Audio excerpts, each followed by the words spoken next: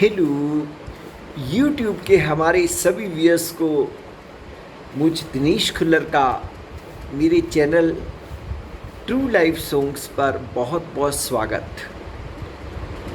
Viewers, आप सभी के लिए प्रतिदिन एक स्पोकन क्लास आती है और व्यूअर्स, प्रतिदिन मैं आप जी को कुछ ना कुछ नया समझाने का प्रयास कर रहा हूँ। व्यूअर्स, आप सीखते चले जाइए और मैं सिखाता चला जाऊँगा और खूब मेहनत कीजिए। जो मैं चीज़ बता रहा हूँ उसको ठीक से अध्ययन कीजिए। बहुत सिंपल तरीके से व्यूअर्स मैं पढ़ा रहा हूँ। मुझे कोई तड़क भड़क नहीं करनी है, कोई दिखावा नहीं करना है। एक परिवार के मेंबर की भांति मैं आप जी को हर चीज़ के बारे में ज्ञान देने का प्रयास कर रहा हूँ। समय के अभाव के कारण मैं ज़्यादा लंबी वीडियो नहीं बना पाता और जो भी मैं आपको चीज़ सिखाता हूँ उससे रिलेटेड आप स्वयं प्रयास कीजिए, साथ में उसका अभ्यास कीजिए, उसके सेंटेंसेस बनाइए और प्रैक्टिकल लाइफ में उसका प्रयोग कीजिए। तो व्यूअर्स, आज जो हम करने जा रहे हैं उसका भी हमारी स्पोकन इंग्लिश में बहुत बार प्रयोग होता है और आज का टॉपिक है कंडीशनल सेंटेंसेस के बारे में। तो ये कंडीशनल सेंटेंसेस क्या होते हैं,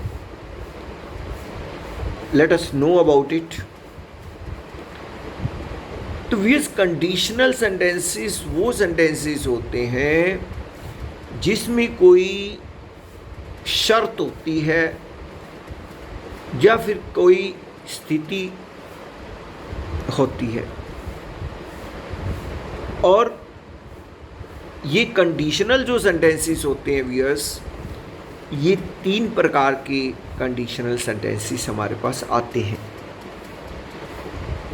और 3 तरीके हैं इनके बनाने के। अगर आप उनको दिमाग में बिठा लोगे तो आप जी को कभी भी कंडीशनल वाक्य बनाते हुए कभी कोई दिक्कत नहीं आएगी, कभी कोई परेशानी नहीं आएगी। मेरी हर एक चीज़ को ध्यान से सुनना व्यूअर्स, मेरे प्यारे बच्चों, स्टूडेंट्स, आप सभी मेरी हर एक बात को ध्यान से सुनना, क्योंकि मैं ब्लैक बोर्ड और चौक का प्रयोग नहीं कर रहा हूँ, इसलिए मेरी वीडियो को रिवाइंड करके भी आपको देखना पड़ सकता है और आप लोग उसको अच्छे से जब तक नहीं समझते हैं उसको देखते चले जाइए। व्यूअर्स, पहली कंडीशन वो होती है, पहली जो स्थिति, पहली जो ट्रिक है इसकी बनाने की, पहला जो नुक्ता है इसका बनाने का, वो ये है कि उसमें कोई सच्चाई की बात आती है। ऐसे वाक्य जिनमें सत्य होने का आभास होता है, इस प्रकार की कंडीशन हमारे पास आती है। तो वो वाक्यों का स्ट्रक्चर जनरली क्या होता है व्यूअर्स, जो इफ स्ट्रक्चर होता है वो प्रेजेंट टेंस के अंदर होता है और जो इफ स्ट्रक्चर के बाद जो वाक्य उसके साथ जुड़ता है व्यूअर्स, उसको हम या तो प्रेजेंट में रख सकते हैं और या फिर फ्यूचर में रख सकते हैं। हमेशा ये याद रखिएगा व्यूअर्स। अब मैं अभी आपको एग्जाम्पल दूंगा कि जिसमें सत्य का आभास होता है, एक ट्रुथ की बात होती है, एक सच्चाई की बात आती है। जैसे मैं कहता हूँ, अगर तुम्हें भूख लगती तो आप कुछ ना कुछ खाते। नेचुरल है व्यूअर्स, हमें कुछ भूख लगेगी तो हम कुछ ना कुछ खाएंगे। If you feel hunger you eat something. If you feel hunger you eat something. तो यहाँ व्यूअर्स हमने क्या किया, पहला स्ट्रक्चर जो था हमारा प्रेजेंट के अंदर था और दूसरे स्ट्रक्चर को भी हमने प्रेजेंट के अंदर ही रखा। इसी प्रकार से हमारे पास दूसरा वाक्य आता है, अगर तुम कठोर परिश्रम करते तो पास हो जाते। तो व्यूअर्स ये बनेगा, if you work hard you will pass. अब व्यूअर्स मैंने जैसे आपको बताया, अगर इफ स्ट्रक्चर वाला जो सेंटेंस है उसमें प्रेजेंट टेंस आ रहा है, तो उसके साथ आने वाला जो दूसरा स्ट्रक्चर है वो या तो प्रेजेंट में रहेगा या फिर वो फ्यूचर में रहेगा और कोई टेंस उसके अंदर नहीं लगेगा। ये बात ध्यान रखनी है भैया साहब ने। अब प्रेजेंट का प्रेजेंट के साथ आया, जो कि बिल्कुल सच्ची बात है। जैसे मैंने आपको बोला कि अगर तुमको भूख लगेगी, अगर तुम्हें भूख लगती है तो आप कुछ ना कुछ खाते, अगर तुम्हें भूख लगती तो आप कुछ ना कुछ खाते। तो नेचुरल है व्यूअर्स, भूख लगने के पर हम कुछ ना कुछ खाएंगे, ये सच्ची बात है।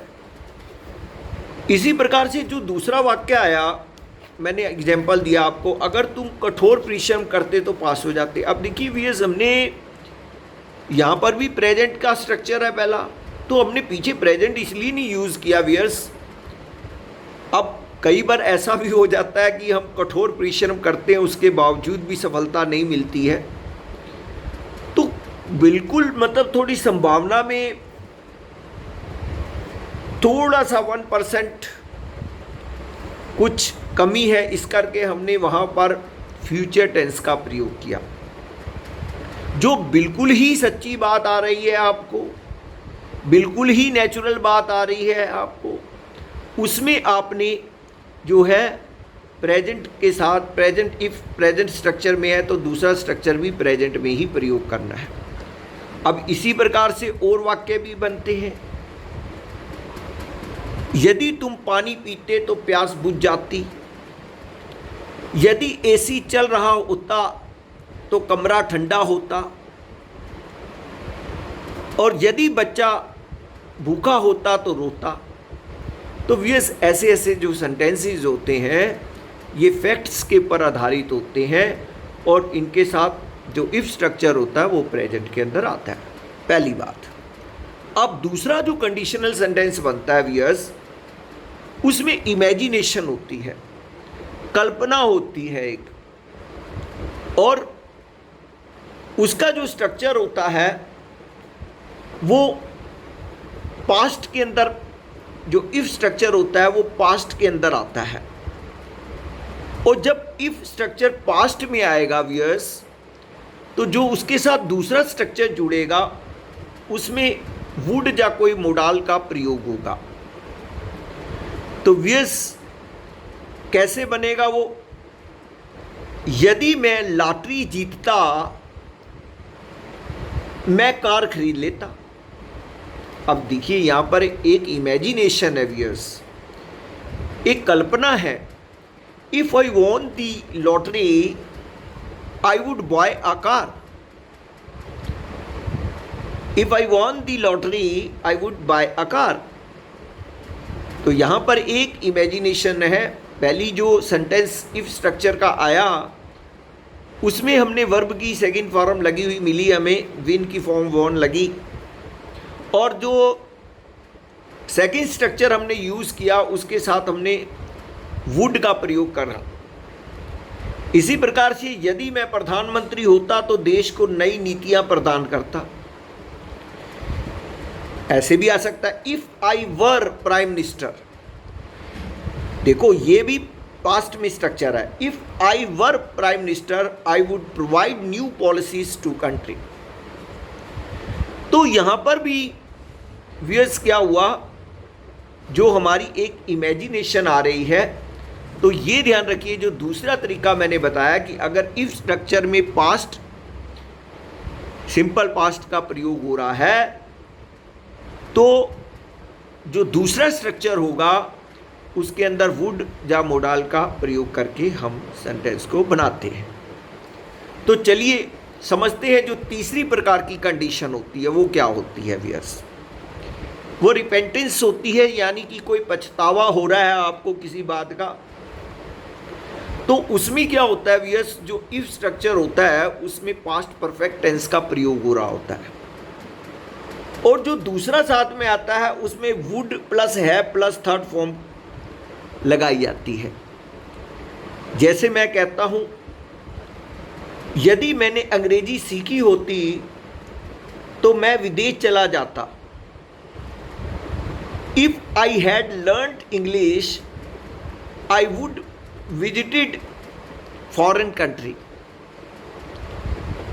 तो यहां पर क्या हुआ, if I had learned English, यदि मैंने इंग्लिश सीखी होती, I would have visited foreign country, तो मैं फॉरेन कंट्री में चला जाता। तो यहाँ पर एक पछतावा हो रहा है कि उसने इंग्लिश नहीं सीखी थी इसलिए वो फॉरेन कंट्री में नहीं गया। तो व्यूअर्स, ऐसी यदि सचिन मैच खेला होता तो इंडिया जीतता। अगर मुझे तुम्हारे इरादे का पता होता तो मैं तुम्हें उधार न देता। अब इस प्रकार के जो वाक्य बनते हैं व्यूअर्स, ये एक पछतावे के वाक्य होते हैं, ये भी कंडीशनल वाक्य के अंदर आते हैं। तो जल्दी से मैं एक समरी आपको देता हूँ। देखो, पहला जो स्ट्रक्चर मैंने बताया, अगर इफ स्ट्रक्चर प्रेजेंट में आ रहा है तो उसके साथ जो दूसरा स्ट्रक्चर जुड़ेगा वो या तो प्रेजेंट में होगा या फिर उसको फ्यूचर में होगा। ये होती है कोई सत्य घटना, बिल्कुल। दूसरा स्ट्रक्चर मैंने बताया जिसमें कि इमेजिनेशन आती है, कल्पना होती है कोई। उसमें क्या होता है कि पहला स्ट्रक्चर पास्ट में होता है इफ स्ट्रक्चर, और दूसरा जो जुड़ता है सेंटेंस उसके साथ उसमें वुड का प्रयोग होता है व्यूअर्स, वुड या मोडाल्स का प्रयोग होता है। तीसरा मैंने बताया रिपेंटेंस का, पछतावा का, जिसमें कि एक पछतावे वाली बात होती है। तो ये सारी बातें व्यूअर्स मैंने आज एक सिंगल वीडियो इसी के ऊपर बनाई है कंडीशनल सेंटेंसेस को समझाने के लिए। इसको अच्छे से अध्ययन कर लो व्यूअर्स, कभी आपको कंडीशनल वाक्यों में प्रॉब्लम नहीं आएगी, ये मैं आपको पूरा आश्वस्त होकर बात कर रहा हूँ। तो व्यूअर्स, इन्हीं शब्दों के साथ मेरा आप जी को बहुत बहुत आशीर्वाद। कल फिर मिलता हूँ आपको एक नए टॉपिक को लेकर। तब तक जय श्री कृष्णा, राधे राधे, बाय बाय।